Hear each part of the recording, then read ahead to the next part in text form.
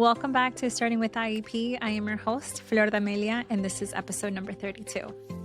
And if you've listened to last week's episode, then you know that we have started breaking down what parents need to understand about their rights in the IEP process. Today is a continuation of that conversation, and we're going to go even deeper. We're talking about what happens when you disagree with the school, what it actually means when decisions feel like they've already been made before the meeting even starts, and what you can do in those moments without feeling intimidated, rushed, or shut down. But before we jump in, please grab your notebooks because you're going to be writing some things down. And if you find value in this episode, please make sure to like, follow, and leave a comment. That's what helps more families find this information. Also, don't forget to check out all of our resources at www.startingwithiep.com, where you'll find our IEP courses, parent workbooks, and tools designed to help you walk into those meetings confident, prepared, and knowing exactly what to say. Because here's the truth. You can disagree, you can ask for more, and you do not have to accept what's being presented in that room. So in this episode, I am joined again by Dr. Mathews, and what we're going to be getting into is how to request an independent educational evaluation, or IEE, at no cost to you, the red flags parents should not ignore in IEP meetings, when and how to push back on decisions, and how to advocate for your child while still keeping the conversation productive. If you ever left a meeting feeling confused, overwhelmed, or like you didn't say what you needed to say, this episode is going to change that. So let's get into it. What we were just going through actually falls really well with our next section of it, which talks about the power dynamics, the participation, and overall the meeting. So parents often feel outnumbered or intimidated in these meetings because there's so many of them in there, right? And it can just be one parent or the spouse or the other person helping with the child. What rights protect meaningful parent participation? So within the procedural safeguards is where parents can understand what their rights are. And that's where your protections lie, right? So going back to that important document that you can save on your computer so you don't have to take the big packet at the meeting, but just so that you're aware, there's different sections. Let's take, for instance, a parent's right to disagree with the evaluation. So let's say in an instance that the parents disagree with the outcome of the evaluation. And this most often happens when, what I have seen, when a child is not eligible for special education and the family feels that they are eligible. So if you look in your procedural safeguards, you can look to see how you would file for mediation, which means that you would have a mediator assigned to your case so that the school and you can discuss how to mediate or resolve the disagreement there. If you disagree with the evaluation, you are also allowed as a parent to request what's called an independent educational evaluation, or sometimes they call it an IEE in the school system. And that is when the school district will pay for an outside evaluator to evaluate your child, to do a similar but different assessment battery, and look at qualifications for special education services. So let's say your child goes through the whole evaluation, you don't agree with the school district's conclusions, you as a family can request the independent educational evaluation at the expense of the school district. So the parents don't have to pay for that evaluation. They just have to request it. And it's the school district's obligation to follow through with that request. So again, all of that, and then the way that you can request it and to whom you should request the independent evaluation through, and those types of nuances are within your procedural safeguards.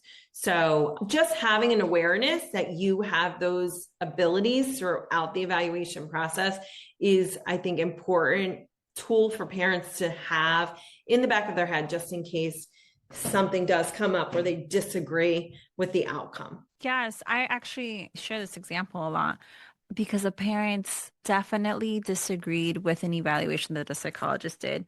And the reason why they disagreed so much is because the child was already afraid. He was being bullied at school. And the psychologist met him at school. They did the evaluation at school. But he refrained from saying anything. That environment was just so negative. He felt that if he said something, a peer was going to hear, and then he was going to get further bullied for even tattletaling, I guess you would say. He didn't want to mention the fear that he had with the teachers, because then he would feel like if he shared how he felt that he was punished by the teachers, he would be reprimanded. Right, right. The parents got a different psychologist, not in the school setting, it was in a private setting. And that's where he just shared so much, and how he also had thoughts of suicide because of how bad it was getting. And he shared about the text messages, and I think it was on Discord where it was a group.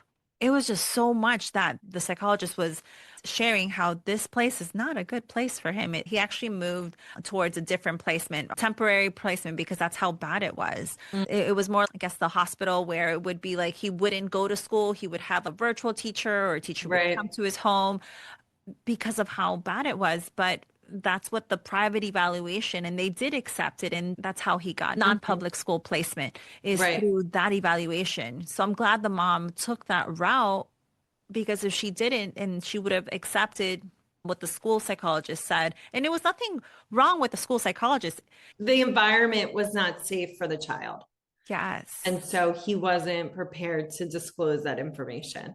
And so I think that's a perfect example of what a parent can do, what's within their rights. You can always get a second opinion. You should get a second opinion if you feel uncomfortable with the outcome of an evaluation that is your child's, So that is within the scope of, you can request the child to be retested too. Let's say the child's not eligible for special education in fourth grade when you requested it. You can request it the following year. You're permitted one evaluation per year as a parent, and those are for different purposes. But just know that if you disagree with the evaluation one year, the next year you can always ask for another one.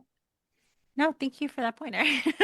Yeah. It's good for parents to know, because sometimes they're like, well, he wasn't deemed eligible, and then they think that they can stop. And no, every year, every school year, it just gets harder and harder. So it would be. You can always ask for it again. Right. Yes. And the same thing, I often see parent requests for gifted testing in multiple times, like in the child's educational career. And so they might be tested in first grade, second grade, third grade for giftedness, and maybe not eligible. Just know you can always request it if you need to. Now, there are some maybe negative outcomes that comes along with retesting. Your child going through that process multiple times can be truly stressful for a child. So just keep that in mind as well. Yeah. Thank you for that. Can you explain a parent's right to ask for clarification, breaks, or follow-up meetings during difficult conversations? I feel like this is not talked about enough. Yeah, sure. Well, just like in any professional setting, if you need a break, if you need to reconvene the meeting, if you feel like you're losing your cool and you can't think straight, you can always ask for the meeting to be reconvened at another time. There has been instances in conversations with families that I am the one that has to say, if we can't communicate effectively and keep our voices down and professionally speak with one another, we will probably have to reconvene the meeting, because at what point is it just increasing the contention between the two parties, and we're not being effective at that point. We're not using our time wisely. So parents can always do that. Even if you feel overwhelmed with the conversation, you can say, I would really like to reconvene this meeting at another time where I would feel more comfortable, because at this point, the conversation is too overwhelming. Yeah. Yes. Before we were recording, I was telling you about just early on in my daughter's journey, I guess IEP journey. I just needed to step out. I felt like everything was moving too fast. At that time, I think it was actually kindergarten where they were telling me that they were trying to put her in, oh my goodness, just remembering it, I'm getting emotional. Um, I'm sorry. So I remember being told, I already knew that Aaliyah's prognosis because of her seizure disorder. I knew they were already early, like really early on. They told me that Aaliyah most likely wouldn't go to college. She wouldn't drive. Like I understood why driving because of how severe her seizures were. Mhm. But I was like, but college maybe, because I've seen so many other stories about other children who has infantile spasms as an infant, toddler, they were able to go to college. I mean, I've seen those stories. But then at kindergarten, they were already explaining to me that they didn't see, no, she was going into kindergarten. So it's not even, this was like during preschool years. They Mm. wanted to determine that for Aaliyah. And I was like, what is going on? I thought we were just saying positive things about Aaliyah. We were just saying how she was progressing during the school year. And I thought I was in understanding. I was like, I know I get very overwhelmed. I'm hearing a lot of things. I'm like, what? I didn't understand. And then I just asked my husband, I'm getting emotional now. And this is like 13 years later. But I Mhm. remember looking at my husband, I was like, I need to step outside. I didn't want no one to talk to me. I just wanted to talk to my husband. I just wanted to step Yeah. outside. I wanted him to tell me it was going to be okay. Basically, I wanted him to tell me we don't have to listen to them. We have to listen to them, but we don't have to accept what they're telling us. But I was pretty firm about, no, we're still seeking the high school diploma. I have actually felt like I wasn't entitled to say that because no one said that I can disagree. But I knew because I saw those vlogs on YouTube of the other kids that had the same diagnosis as my daughter. I'm like, she has a chance because they had a chance. But if I didn't see that, then I probably would have accepted what they were telling me. But because of Right. that, I hope more parents can know that they can ask for timeout. Let me Yes. just step Yeah. outside. Yes. And let me collect myself. What stands out to me in that instance is that at a very young age, whoever was telling you that she wouldn't go to college had already sort of made that determination and assumed that maybe you had made that determination too, which Mm. sounds to me like maybe you hadn't even thought about that. I had the hope that she was going to go to college. I actually did a presentation of Aaliyah the year before that, I believe, because this was her second year in the PEP program, like the preschool program. But the first year, I did a presentation that I want her to go to college. I remember telling them and saying, I hope they don't think I'm crazy because I knew that they knew about Aaliyah's prognosis because I shared everything with them about Right. how severe, but I still picture her going to college. I was like, oh my goodness, they might think I'm that crazy mom. But that was Well, my then, hope but for her. also if they did know that information, then I know. it might have been a little bit insensitive for them to present it to you and make you upset in that situation, right? Instead of having an open discussion about here's where we think she may be, because the truth is we don't know, Yeah. right? And also, you didn't have to make that decision at her preschool IEP. Preschool. Yes. So you can always say, I'm going to defer that decision until I know later on. Yeah. Just thinking about back on it, at 18 months, she got, now it's intellectual disability, but back then it was moderate to severe mental retardation. So Yes. I remember sharing that with them. So I don't know if that kind of made them, because she already had that diagnosis, they already just assumed that she wouldn't. Right. But the reason why also that she got that was because her seizures were just so debilitating for her. It was like a whiplash for her brain. So when the psychologist was asking her questions, she was just so out of it because I just finished giving her a rescue med. But in that point of time, that's where she was. But she was also still getting rescue meds even afterwards too. But I just wanted to share that part because Yeah, no, I think it's so important. What stands out to me is parents can always defer a decision. You can Mhm. always say, no, I don't want to make that decision right now, or I need a minute to just kind of collect myself. I'm going to stand outside for a minute.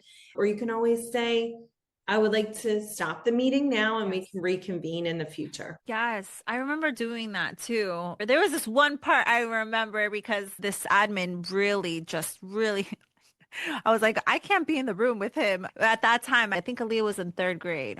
She's in high school now. But I remember I hired someone and she had to go to her next IEP meeting. And she was going, I was like, she leaves, I leave. I was like, I'm not going to be in this room by myself. Yes, It's yes. like, And there are situations like that. I think we were talking today about A principal might give you some information about special education. And just so parents know, principals are generally not well informed about special education regulations and rights. So if you're looking for an administrator to discuss those types of things with, look for the special education supervisor or the director of pupil services. They're the people, they're the administrators who oversee the special education programs and understand the nuances within your rights as a parent, the rights of the school district, and how to proceed within those things, because often a school principal is more trained in overseeing just the general school, right? So sometimes they don't have the most accurate information when it comes to these meetings. Yes. And yes, 100% yes. 100% yes. So look for the supervisor that oversees special education. And I learned that oftentimes you'll get a more informed information. You know when I learned that? When I became a classroom teacher about the special education chair. I was like, wait, what? We have a department chair? We don't have to go through admins? What? That's when I learned about that, when I was an actual professional. And well, I was a professional back then, but I meant like a school professional where I was part of the school. And another thing that I realized is there's great admins out there, but there also are admins that I remember there was this one admin that I kept on clashing with because he thought that he knew my students better than I, but I'm the one that has the special education training, and his background training was more as a PE teacher, not in a classroom setting. It's very different from a PE teacher. Oh, very different. So that's when I was like, wait, just like not all doctors are the same, not all admins are the same. We have to also look at their background. How much special education training do they have? Do they understand their teachers? Do they actually understand the students? So that's when I understood more about the special education department chair. I'm like, no, you're the person that I'm going to talk to. Exactly. And I think a good principal, if you are not aware of certain questions that maybe a family might ask you, that you say, I'm not exactly sure at this moment. I will find out and I will get back to you.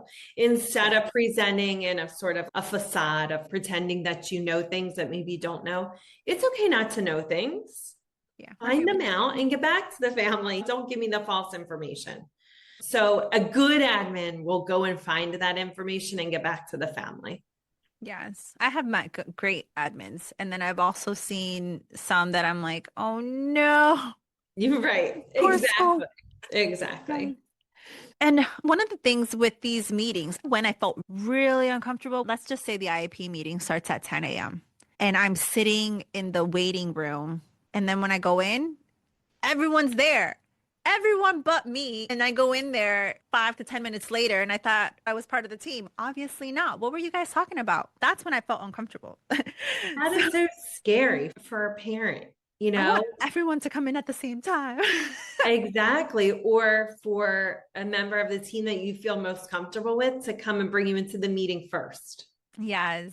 Well, I understand I understand if they had an IEP meeting before that one. Could be, right? That actually, a lot of the times I would tell myself like, no, that's the case.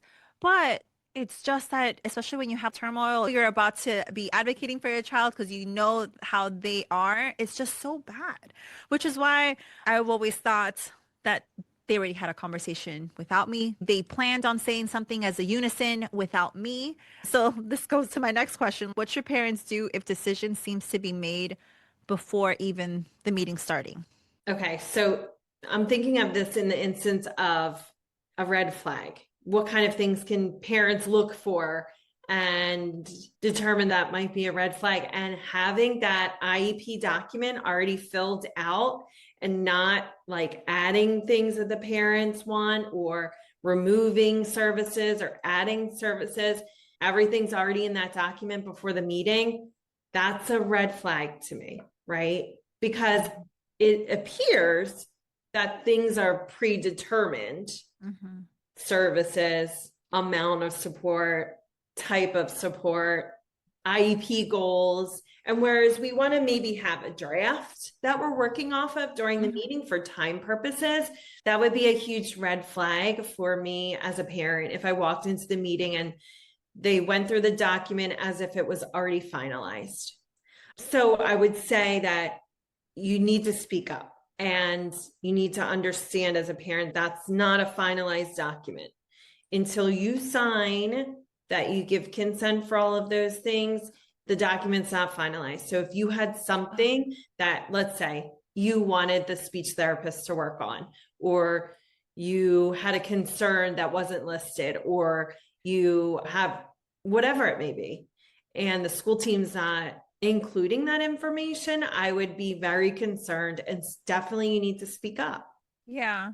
Yes, you reminded me. When was this? I think this was actually when I was a middle school teacher. I was also an elementary school teacher, but when I was a middle school teacher, there was a new teacher I was just added in because I knew the child more, so I gave more input, but she was just going into because the other teacher had workers' comp. So she was filling in that space, but I would be the special ed teacher talking about the students. But I remember she filled everything up because she was the IEP case manager. She filled the whole IEP up. And then the department chair is like, what are you doing? That's like predetermination. Take everything out. You can't do that. And they were like, but I thought this was, it was like, no, you cannot do that. So sometimes they have to be reminded that it has to be a discussion first. It just cannot be it until the Exactly. parents are there. Exactly. And I think if you get a draft before the meeting, so if someone sends you the document and it says draft on it, as a parent, I would make time to go through that document to make sure you're comfortable with whatever is in there. And Yeah. you want to think about if you want to add or change anything before the meeting. It is the services and the IEP supports are supposed to be determined at that meeting. But oftentimes for time purposes, to save time, many school districts just do a draft of it before and send it to the parent. Well, if that's the case, make sure that you make time to go over that because they may go through that document relatively quickly for your meeting, and you want to be aware of what they're offering. And if there's any changes, you want to speak up when that time comes in the meeting where they're going over that section. You want to say, I read this and I noticed that, and I would like this adjusted, or can we add something about this? So you're prepared also for that meeting. Yeah, great pointers. Oh, I remember they were like, do you have any questions about the goals? And the parents, they didn't read it because they thought in previous IEPs, the parents shared that they have always read the goals to me, but this time they didn't read it out loud. And then they Right. said, no, they don't, but they were assuming that it was going to be read out loud. And this whole time they felt bad about asking them, can you please review, even though they said that they had no question. They had no questions right now because they didn't review it yet, but the school took it as, oh, you reviewed it, we gave you a copy of it, okay, let's move on, let's not talk about the goals anymore because you have no questions towards the goals. Right. Right. So that's, I think, another common misunderstanding that, oh, the school's thinking, oh, I gave you a copy, you reviewed it. And the parents are thinking, I thought you were going to go over it in the meeting. So again, and every person, let's say you have a special education teacher 1 year that goes over the goals. Yes. You could have someone different next year that says, do you have any questions about the goals? If not, we'll move on to the next section. So no to the review of the document. It might look different from year to year. What you can do is make time to review the document before you go into that meeting, have your questions readily available so that you make sure that you have all the information that you need. Mm-hmm. That part, I think, makes me really sad because I don't think enough parents know. And a lot of them, how do they describe it? They don't want to seem like they come unprepared, or they don't want to seem like they don't understand because they're like, I can read it, but I don't know what they mean by fluency, for example. That was one of the things I remember them saying. I don't know what they mean by that. So like they just assume that they're going to be describing, or when they just say the word and then no one else is asking about fluency, then they don't want to be the only one asking, what is fluency? What does that mean? Yes. I can definitely see that happening with the educational jargon that we throw around. Yeah. But thank you so much for making it again parent friendly. and ensuring them that they can't ask. Yes, please ask questions. Yes. I think for the next one, when parents disagree with eligibility or service decision, what formal options exist before jumping to due process? I know that you talked about mediation. Is there anything else that you want to share? Yep. So everything again outlined in your procedural safeguards. So how to mediate, when you need to find an attorney, when you can have the discussion with an administrator above that oversees the special education programs within the districts. So all of that, again, I would refer back to your procedural safeguards for those types of things. If you disagree with the evaluation, you can always ask for the independent educational evaluation. That is paid by the district. The parents do not need to pay for that.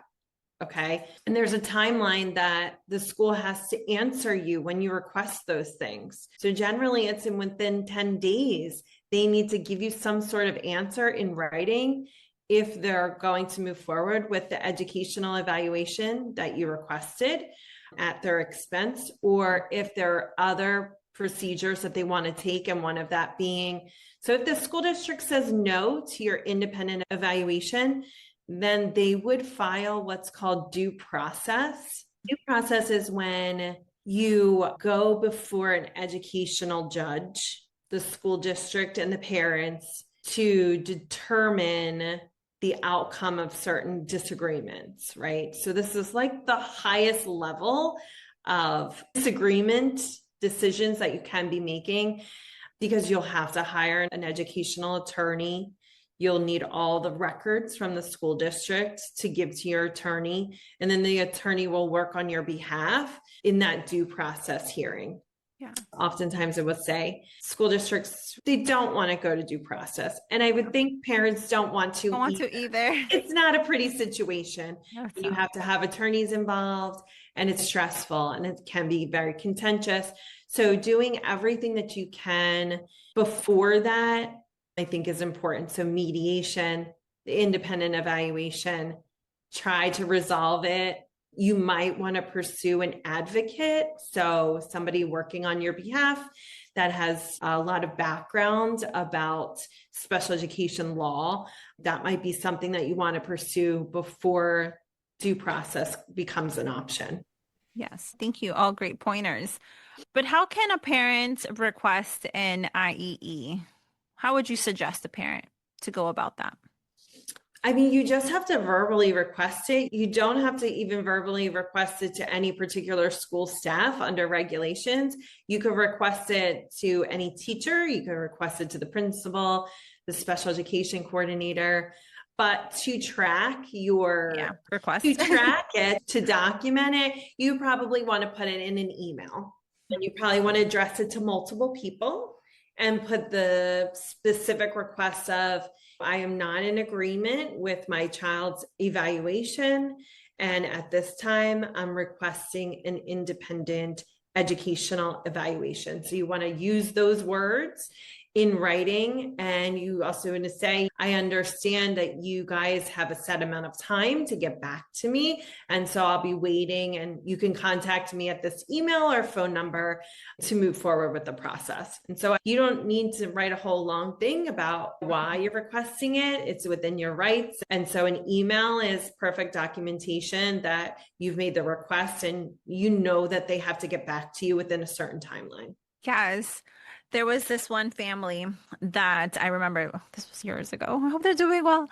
But I remember that the mom was like, yeah, I requested it, but I haven't heard. And this was a month later. Now she knows because of that one time. Now she knows. She does tell them in person because she likes that type of communication.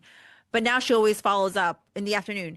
We spoke today during, well, it can be like whatever period she came in to just talk to any staff there. She's like, and I made a formal request for this, but she puts like the date, the time, even though there's the email there, but she puts the date, the time that she had that conversation, always to timestamp it.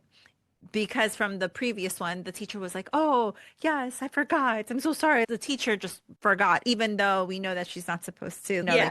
These there's things a timeline, happen, right? These things happen. And some teachers don't know the gravity of a parent requesting that.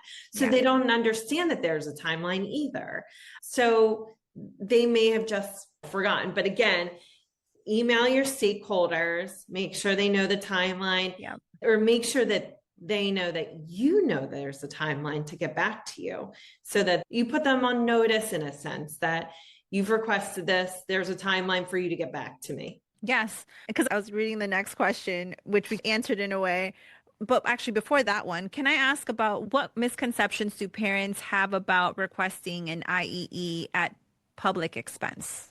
So maybe a misconception could be that they don't know who's going to do the evaluation. So typically what occurs is the families are usually given a list of evaluators that the school district typically uses. And generally, what I have seen based on my experience is that the parents can choose which evaluator they're going with. Okay. So when you're given that list of independent evaluators, you want to look through each of that psychologist's expertise and their background. So you can choose an evaluator that aligns with the concerns that you have for your child. For instance, if you believe your child has autism, you want to choose somebody that's skilled in evaluating for autism. Okay. You don't want to choose somebody that doesn't have that expertise, because that's exactly what you're looking for, right? So a misconception might be that you don't have any power within that process, but generally parents, when they request that, it's paid for by the school district, it's within your rights, and you have the ability to kind of select the evaluator. Sometimes with the independent evaluations, they take longer than the timeline for the school district evaluations. And that's just based on sort of where you are in the United States. There could be a long wait list for that one psychologist to evaluate a number of students. So you might have to wait a little bit longer, and you will likely not get that evaluation in the school setting. Just know as a parent, you're going to be scheduling with that psychologist, and you're likely going to bring your child to that psychologist's office for the evaluation. So all of these things you want to know up front, and choose somebody that will answer the questions that you have. Yeah. Thank you so much for clarifying that. And parents, when they do disagree, how can the parents disagree respectfully while still creating a clear paper trail? Can you give some pointers on that? Yeah, sure. So again, like I said, an email is totally acceptable. Let's say at the eligibility meeting that you're presented with the evaluation, you sign off on the evaluation, you go home and you think about it and you say, I don't agree with that. You can always come back and say, you know what, I gave it more thought. I don't think this was effective in assessing this area, and therefore I'm requesting an independent educational evaluation because I disagree with the conclusion. Let's just say, for instance, I disagree with the conclusion that my child does not have autism. And so for that purpose, I would like an independent evaluation. You can always disagree. You can always change your mind, right? That's within the scope of what any individual is allowed to do. And I also think, like, don't be afraid to ask for these things at public expense. It's part of your rights as a parent. Yeah, thank you so much for that. I like how it was clear, and it doesn't have to be explanation. It can just be, I disagree, and then just make it simple. Yeah, you don't have to go on and long for your reasonings. It's within the scope of your rights. You want another opinion, and that's okay. Yeah, thank you. So I have two more questions. Is that okay? Yes. Okay. Yes. Awesome. Thank you. So how does implicit bias, cultural differences, or language barriers impact parent advocacy, and how can parents protect themselves? I think I saw this like recently with a family. I think one of the confounding issues, I'll give you the backstory. In Delaware, I have a 16-year-old who has school avoidance because she is extremely anxious about the way that she looks. And so she doesn't want to go into the school building because she has that such low self-esteem and self-confidence that it's impairing her ability to come into the building. And the parent only speaks Spanish, and the school team only speaks English. Oh, no. Right. So it was hard to communicate. And I found it actually hard to communicate even with the interpreter, because when we have the interpreter, maybe they are skilled in the language of the parent, but not so much in the school regulations and the school law and the programs that we have available. So oftentimes I would find that there's this miscommunication even within the interpreter. Yeah, with the interpreter.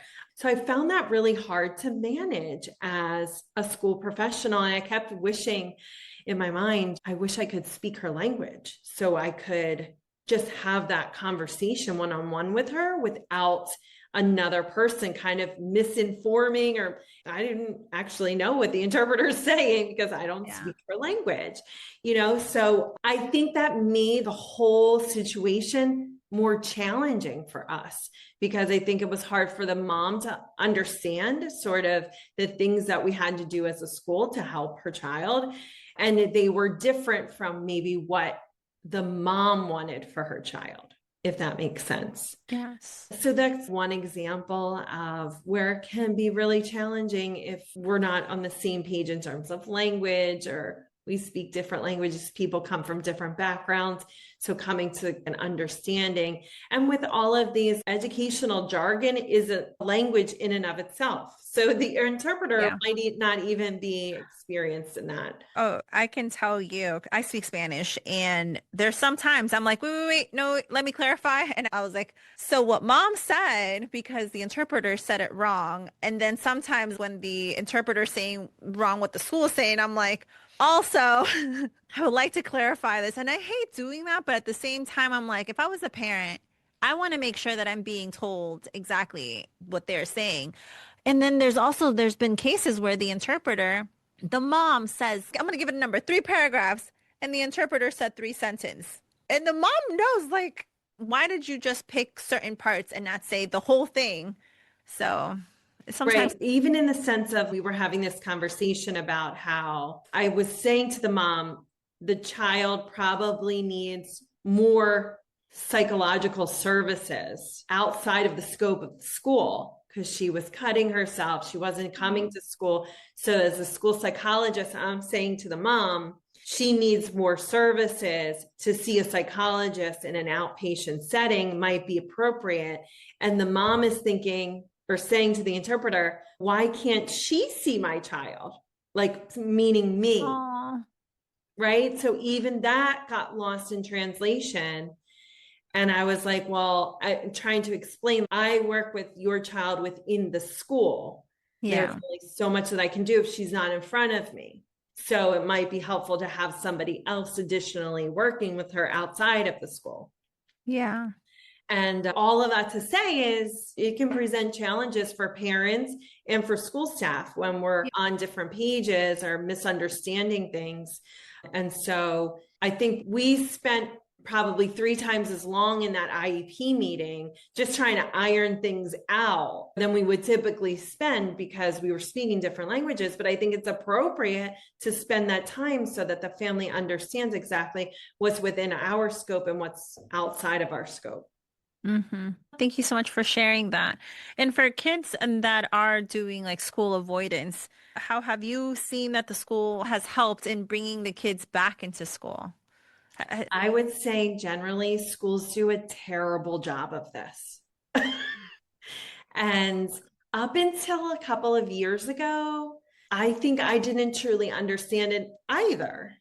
So what I have found to be really important in this whole process of school avoidance is you need to have somebody safe at the school for your child to feel even just the first point of motivated to come to school.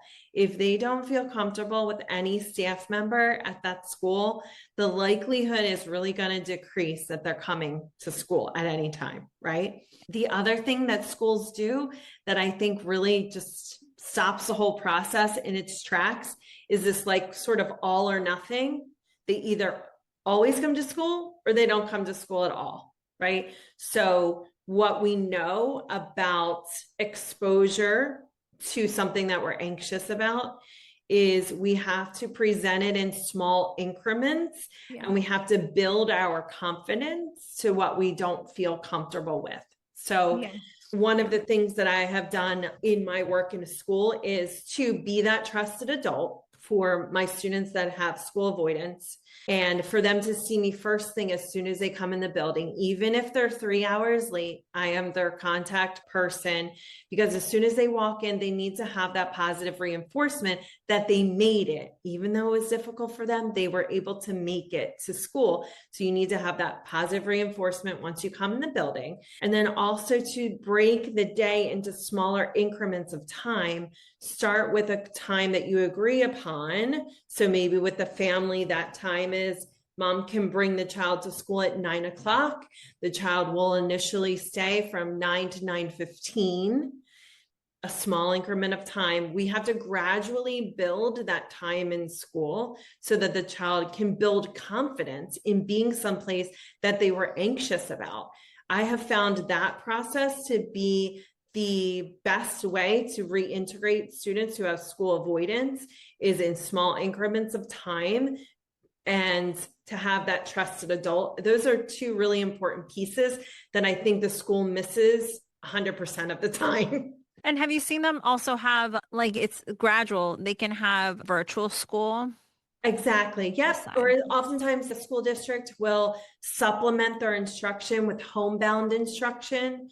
So what homebound instruction is when you have some sort of medical diagnosis that impairs your ability to access the school. So it's technically that homebound instruction is the most restrictive learning environment, because you're in the home setting technically when you're getting that instruction, and you could get that through a virtual instruction, but it's really intended for it to be a short-term process and a supplement for times that your child really needs that type of support. So what is great is if you're doing that gradual exposure, reintegrating the child into the physical school setting, but also supplementing with homebound instruction so that they're not missing too much. Because that's another thing, is when they're going back to school, they're still missing that instruction throughout the day. So to supplement it. Oh, I can ask you 20 more questions. One of my favorite topics is school avoidance. So if we want to even have a conversation later on about that. Oh my goodness, yes. Because I don't think this is being talked enough about. Oh my goodness, please let's do like a segue for like number 3. Whenever you have time. Yeah. But yes, thank you so much for all of the questions that you have answered. I know this is going to help so many families, how you have just gave that information in such very, very parent-friendly terms. So thank you so much. I appreciate you so much. Thank you for coming and sharing your insights. Very, very grateful. Thank you so much. Appreciate you. I am a true fan. Like the more that I talk to you, the more that I'm like, oh my goodness. Please tell me you're going to be writing a book soon.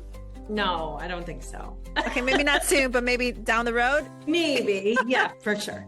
That's not within the year, but maybe in the future for sure. But I definitely work with families that have these difficulties. I have a client now that is school avoidant, and it is very challenging. And it also, not just challenging for the child, but the parents are really going through it. So for them to get that support too is so important. So that's one of my favorite topics.